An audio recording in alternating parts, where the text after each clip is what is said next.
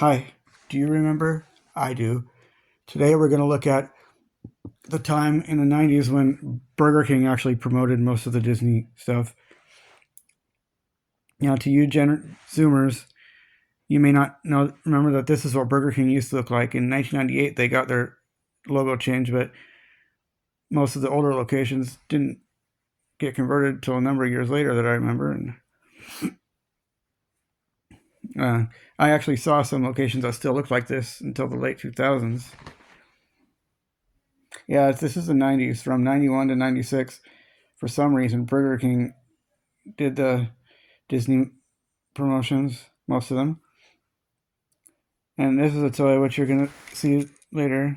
Well, you're just going to see it right now. You're going to see the rest of the toys from that promo later. Yeah, the 90s, the time when you still saw women with shoulder pads and the simple majority of men were clean shaven. And Diet and Coke and Pepsi and Diet Coke and Diet Pepsi, I don't have pictures of those, but they look a lot different. Like I said before, if it ain't broke, don't fix it.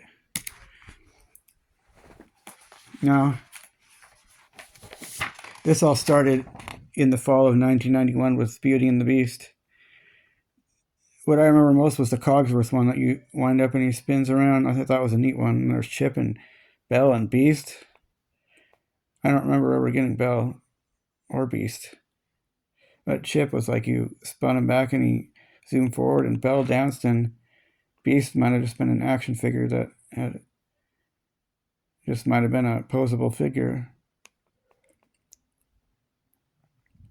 Truthfully, Beast, even as Beast, wasn't a bad guy. He was just his heart was still really being tested. He felt lost, and he had been a selfish and cruel and bitter prince. But the movie shows he wasn't all bad. Just really bitter and had a bad temper. And he got better and better as the movie went on, of course. Now, Disney has been kind of a heel. It's not what Walt's vision that he had. Even in the 90s, they made their video games so impossible, so difficult that kids or grown-ups who were playing the game wouldn't be able to beat the game just by renting it. They'd have to go and buy it eventually. And Disney had a vendetta against video stores, I hear.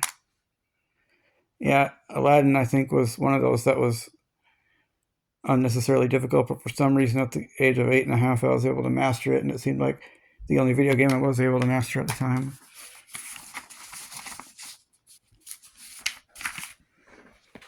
Now, going on to 1992, there was a re-release of Pinocchio, not the 52nd anniversary of Pinocchio. It got released, and I thought that was exciting seeing that in the theater.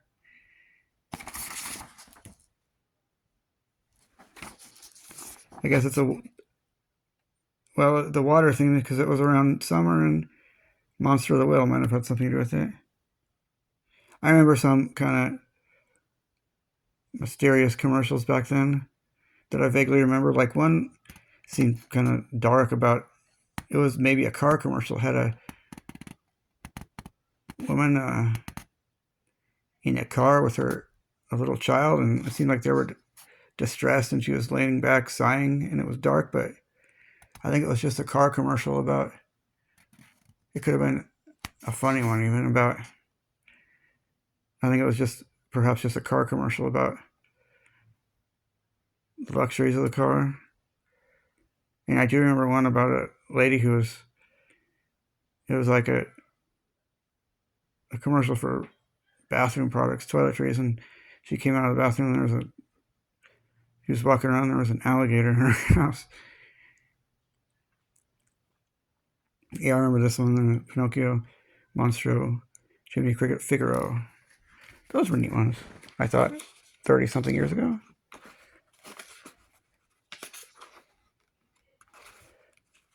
And now Disney really started trying to pull out the stops with their promos with the classic comedy masterpiece Aladdin. Now, I thought these cups were just neat when I saw them in the commercial.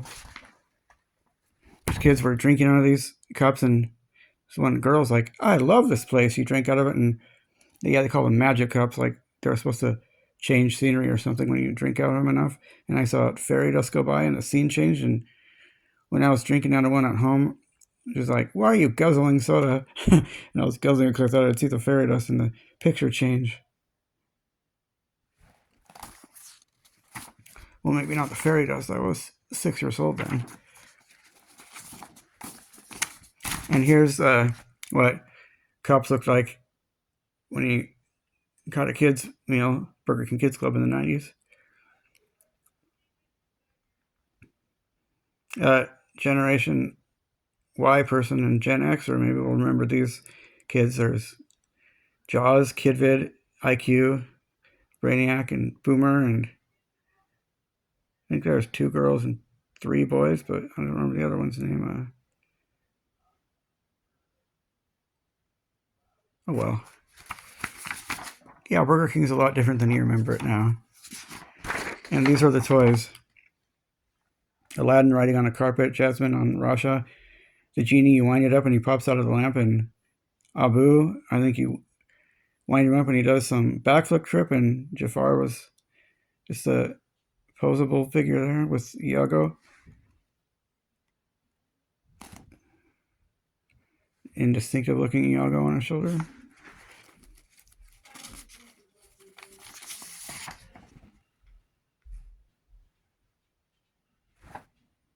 Sorry, I'm skipping ahead a year and a half. And you know, Aladdin and the Lion King and Jurassic Park. Well, it was Aladdin, Jurassic Park, and the Lion King because they came out in that order. But something I sure remember is that these movies seemed to stay in theater for such a long time. Like, Aladdin originally came out around Thanksgiving in 1992, and then I still, for the 4th time, I remember seeing it in the theater, and it was in July of 1993, right when around after Jurassic Park had just come out. I could have hopped theaters and seen that one. I was pretty intrigued by Jurassic Park, but I also thought it looked really scary, and would have been pretty scared to watch it at the age of, shy of 7. And I still remember getting these in the Burger King Kids meal at that time in July. Now it's the Lion King. They re-released it in the theater. It originally came out in June, and they re-released it in December, and then again in February or March. Maybe that's what they did with the Lion King. And Jurassic Park stayed in the theater at least until January or February after coming out June of 1993, a little before school got out.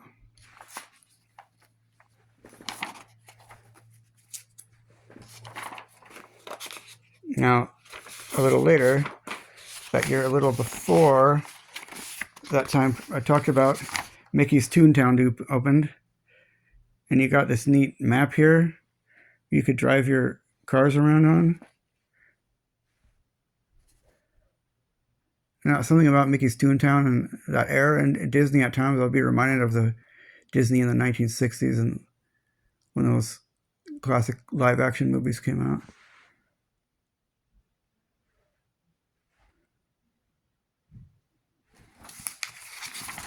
And here's the figures you got. Oh, I best remember the Chip 'n Dale trolley car. Mickey Minnie station wagon car of some sort. Goofy on the train, Donald Duck in his boat.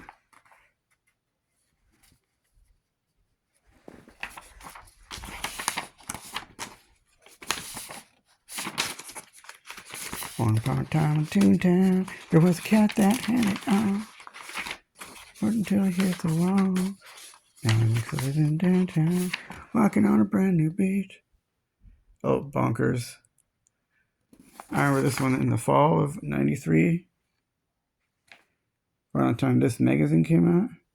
And I seem to remember there was a picture of Bonkers with his girlfriend we only saw in about 5 episodes, Fondier. Pat was like, she's ugly.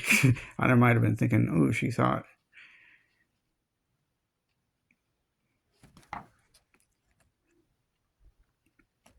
Bonkers was like like Roger Rabbit, except a bobcat. His personality, frantic but slow to anger. Frantic, really worried, and just aiming to please all the time. And Lucky Pickell was he was just like the Bob Hoskins character. I forget his name in Who Framed Roger Rabbit. He was gruff and had a problem with tunes. Yeah, and the whole cartoons within tunes thing I don't like much. How they're considered cartoons in that universe, but they obviously look like the other characters around them who supposedly aren't cartoons.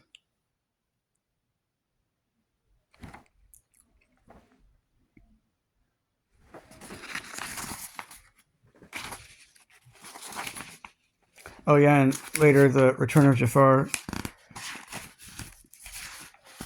came out early in 1994, and in that one, Dan Castellaneta, the voice of Homer Simpson, was the voice of the genie, also the voice of Grandpa, Krusty the Clown, Sideshow Mel, Mayor Quimby, Groundskeeper Willie, Itchy. There's probably a dozen characters in the show.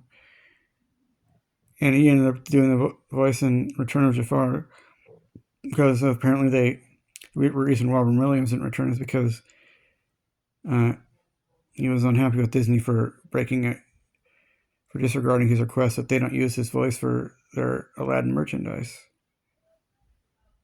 And in Return of Jafar and Aladdin the series, he just sounds somewhere between Homer Simpson and Sideshow Mel, maybe more like Homer Simpson.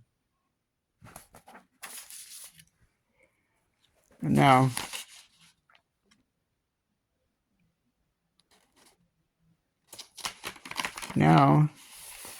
we'll get to The Lion King, where Disney really pulled out all the stops to try and promote it. And obviously they successfully promoted it.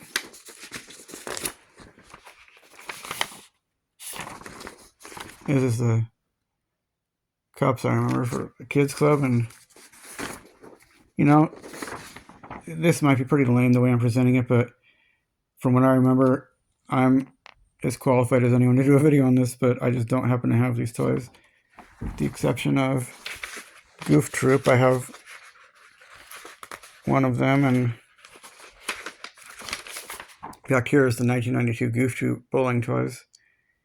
And as you see, and I have that very one, PJ, or Pete, and Goofy, and Max. I thought those were pretty dang neat, actually, so much that I looked online and got one from the fall of 92. Yeah, there were 7 toys, and that's what the bags were like at Burger King. Wind Up Simba, Scar, Timon Pumbaa pulling back and they zoom forward. Ed the Hyena, Beaky, Simba, Nala. And boy, they even had, like I said, Lion King trading cards that came in the purchase of every kid's meal. And I showed you that and all those in my first video. Go back and check it out if you want to. You should.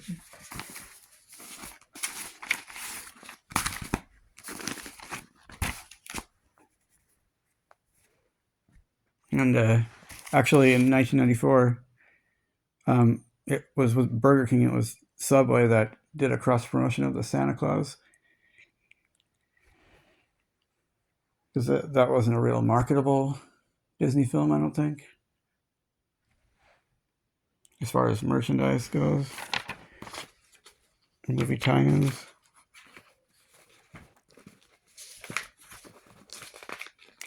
But early in 1993 now, another one I remember was to coincide with Disney's animated series, The Little Mermaid. And at the time, now, later, when I was about 11, and I was really into those Burger King toys, and I thought that these toys were originally released to coincide with the original release of The Little Mermaid in the fall of '89. But I also knew McDonald's had them, so I thought Burger King and McDonald's had toys to coincide with the release of The Little Mermaid, the original release. Here they are, from maybe the spring of '93, that I remember, called Splash Collection. I remember you wind up Sebastian and his legs crawl around and he moves around. But let me point out here that squirting flounder toy looks suspiciously similar to the toy that was released to coincide with The Little Mermaid in 1989. It's pretty much the same toy. Yeah? You know, you put it underwater and squeeze it and fill it with water, and it's a squirting flounder.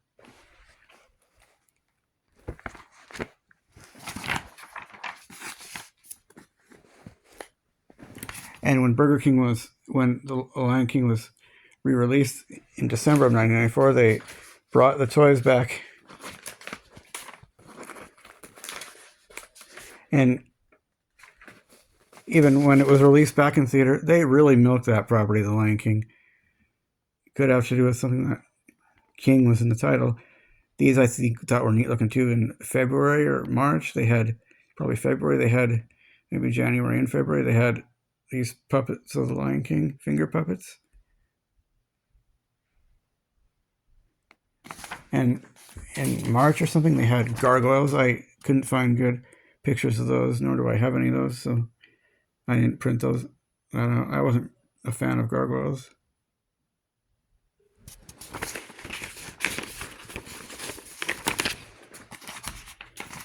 And also later in 1995,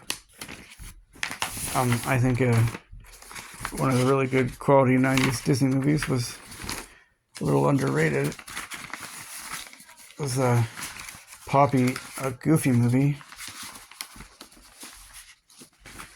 And I don't really remember those toys very well, but I remember the movie very well.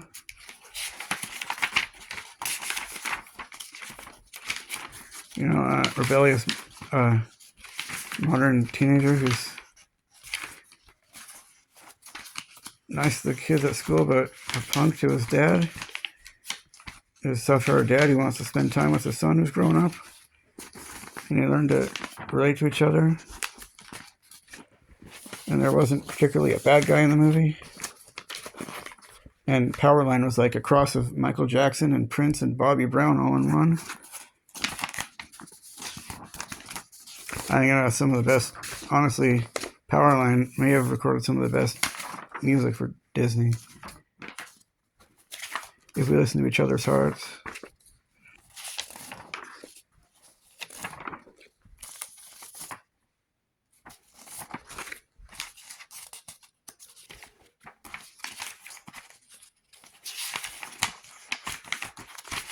And Bill Farmer was the voice of Disney, and I don't know, whenever the original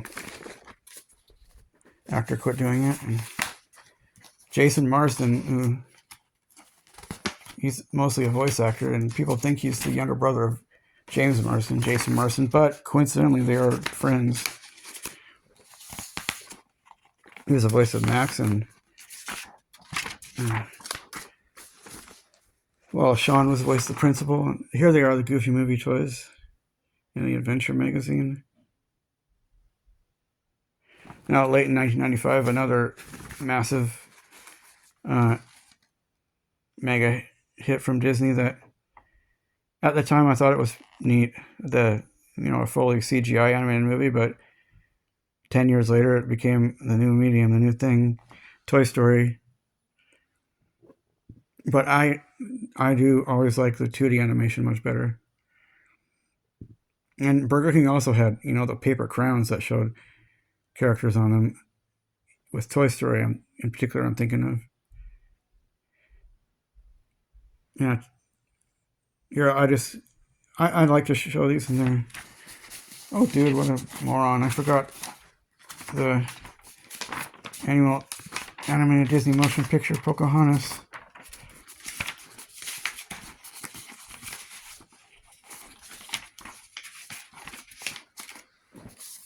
Yeah, people were hyped about that one, and they also, Disney had those cups of the classics. They had Snow White, Aladdin, Dumbo, The Little Mermaid. Well, The Little Mermaid was replaced by Aladdin, I think, and they had Beauty and the Beast, and they had 8 of them. Peter Pan. See if I can think of all of them. Pinocchio. The Jungle Book. But then they got their whole line of 4 Pocahontas cups. And I remember the commercials. These kids walking to a Burger King, and it said, "Everybody wants to be John Smith." And here's the toys now. They got 8 of them. They had 8 of them. Oh, this reminds me of a funny off-topic joke, but I saw this a couple times in theaters, and I was pretty into it during the summertime. And I just saw the movies that were available at the hotel in northern Washington, and I was like, "Oh, ski bunnies! That sounds cute. I want to watch that." Well, of course, I had no idea what that really meant, and I was like, "No, that's a dirty movie. You don't want to watch that." Then, for some reason, down at the restaurant, we were laughing and joking about a listing of movies at the movie theater, and we're like, my brother was like, "What if it said Pocahontas rated X?"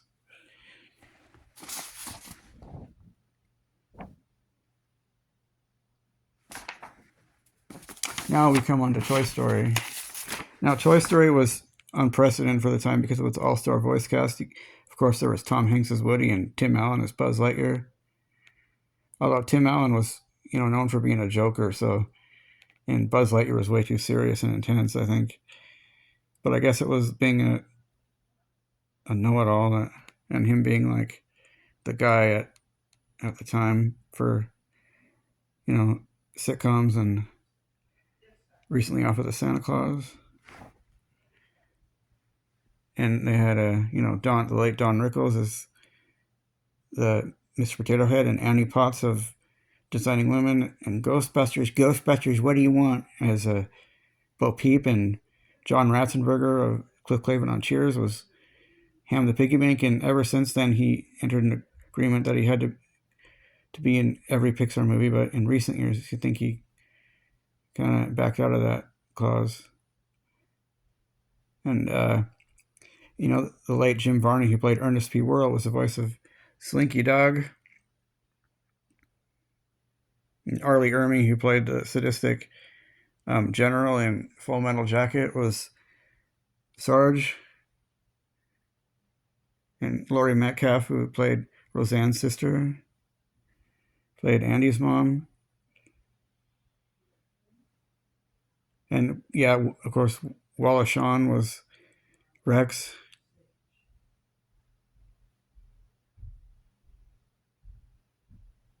Am I missing anything? Oh, but Toy Story, I think they had pretty neat promotions at the time, including the Sweet Tarts, and they used to make these neat Nestle bars for Disney. The Lion King and Pocahontas ones were like this, but this is the Toy Story one.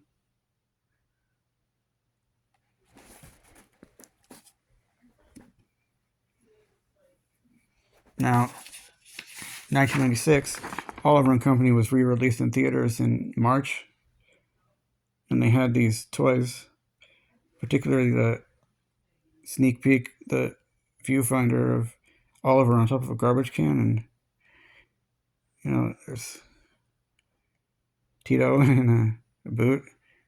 I don't have the pictures of all these toys, but they say voice animated characters always usually look like their voice actors.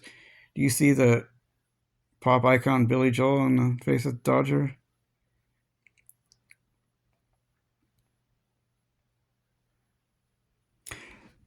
And something I used to think of Burger King was that, their products, their cups, they used to show a flame on there, a flame that rose pretty high, that was pretty big.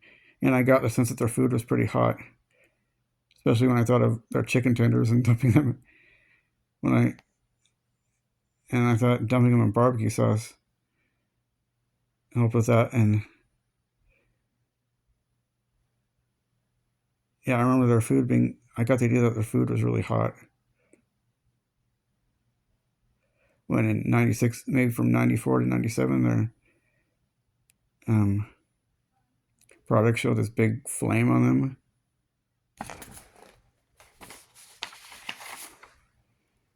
What else came in 1996 was The Hunchback of Notre Dame. This is the last of the Disney promotions that I remember. Except stuff that came when I was older. I didn't really keep track of stuff that came, when I was, in the 2000s and 2010s. Well, 2010s, there were some, and by then I wouldn't have really kept track so much. And this is the one animated Disney movie that I didn't see more than once in theater. And yeah, it was really unusual. It was just, it's been a pet peeve of mine how movies like Inside Out got PG when the movies ratings got stricter, but back in the days they'd do what they could to make these squeeze through with a G. And there's a song about hellfire where Frollo was fighting off his feelings of lust towards Esmeralda, and the word hell was used multiple times, and damnation was used, and it was a pretty dark movie that seemed pretty ironic for Disney to be making. But I got all of these. My biological dad went and picked them up for me one day.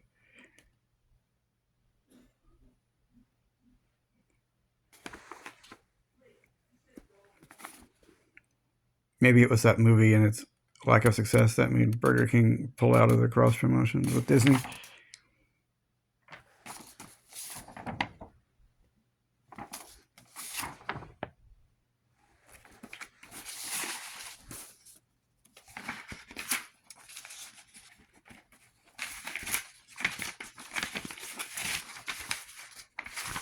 These are going to make for a lot of scratch paper. I don't like to waste paper.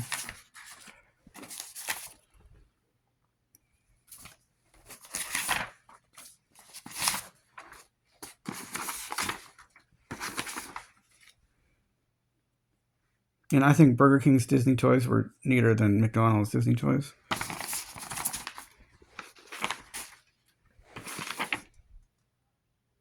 All right. Like and subscribe. I hope. Have a good day, or evening, or night. Bye.